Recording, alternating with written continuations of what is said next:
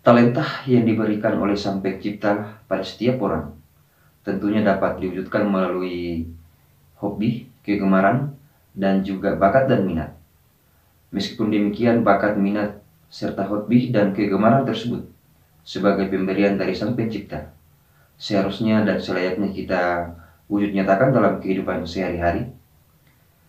Sehingga lewat video ini kita akan sharing untuk mengenal beberapa alur yang merupakan skema atau tahapan untuk menyalurkan hobi, minat, dan juga bakat yang kita miliki melalui pembentukan komunitas.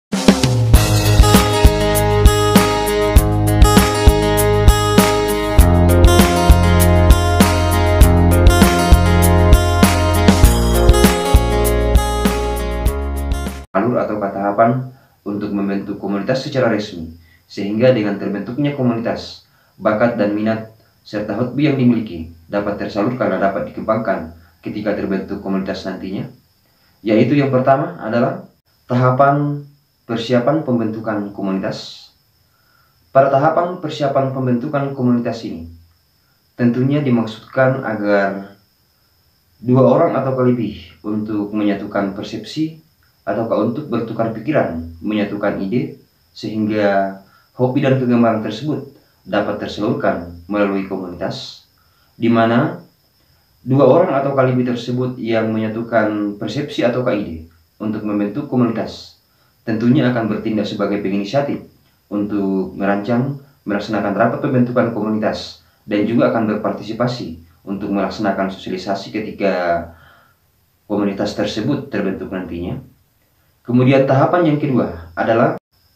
terbentuknya penginisiatif ataukah adanya penginisiatif. Pada tahapan ini ataukah tahapan terbentuknya penginisiatif ataukah tersedianya penginisiatif, tentunya tidak terlepas dari tahapan awal, yaitu tahapan persiapan pembentukan komunitas, di mana melalui tahapan ini ada beberapa penginisiatif yang akan merancang dan memulai untuk membentuk komunitas, seperti mempersiapkan dasar-dasar berpikir atau landasan-landasan berpijak yang akan dijadikan sebagai sosialisasi kepada beberapa orang yang berminat untuk bergabung pada salah satu komunitas sesuai dengan bakat dan minat yang dimiliki. Kemudian tahapan yang ketiga sebagai alur atau skema dari pembentukan komunitas secara resmi, yaitu tahapan perekrutan atau pendataan calon anggota komunitas. Pada tahapan ini, perekrutan dan pendataan calon anggota komunitas tentunya tidak terlepas dari tahapan yang kedua, yaitu terbentuknya penginisiatif ataukah adanya penginisiatif, di mana melalui tahapan pendataan dan perekrutan calon anggota komunitas dapat dilakukan melalui sosialisasi dari media-media sosial dengan memberikan pandangan-pandangan dari dasar-dasar berpikir yang telah disepakati bersama oleh penginisiatif sebelumnya. Kemudian tahapan yang keempat adalah tahapan persiapan pelaksanaan rapat pembentukan komunitas. Pada tahapan ini, setelah penginisiatif melakukan pendataan ataukah perekrutan calon anggota komunitas, baik itu melalui media-media sosial dan juga media-media elektronik, maka sebelum pelaksanaan rapat pembentukan komunitas secara resmi, tentunya ada persiapan-persiapan yang harus diperhatikan oleh penginisiatif, terutama telah membenahi undangan ataukah telah membenahi penyampaian untuk melaksanakan rapat yang telah disampaikan kepada seluruh calon anggota komunitas, dan juga telah mempersiapkan hal-hal penting yang diperlukan pada saat pelaksanaan rapat komunitas. Adapun hal-hal penting yang harus dipersiapkan sebelum pelaksanaan rapat komunitas secara resmi telah kita bahas melalui video sebelumnya, dan selengkapnya dapat dilihat melalui deskripsi video ini. Selanjutnya tahapan yang kelima sebagai alur atau skema untuk membentuk komunitas secara resmi adalah pelaksanaan rapat pembentukan komunitas secara resmi. Setelah penginisiatif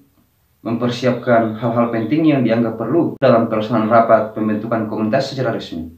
maka penyelenggara atau penginisiatif dapat melaksanakan rapat pembentukan komunitas secara resmi. Adapun agenda rapat pembentukan komunitas secara resmi telah kita bahas melalui video sebelumnya. Kemudian tahapan yang terakhir yaitu tahapan yang keenam sebagai contoh ataukah pedoman yang dapat dipedomani untuk membentuk komunitas secara resmi, yaitu tahapan sosialisasi pembentukan komunitas. Yang mengambil peran dalam pelaksanaan sosialisasi adalah pengurus komunitas yang telah dibentuk, terutama ketua, sekretaris, dan bendahara, dan juga tidak terlepas dari adanya keterlibatan dari penginisiatif yang menyelenggarakan proses persiapan sampai dengan terbentuknya komunitas secara resmi. Dalam tahapan sosialisasi tersebut dimaksudkan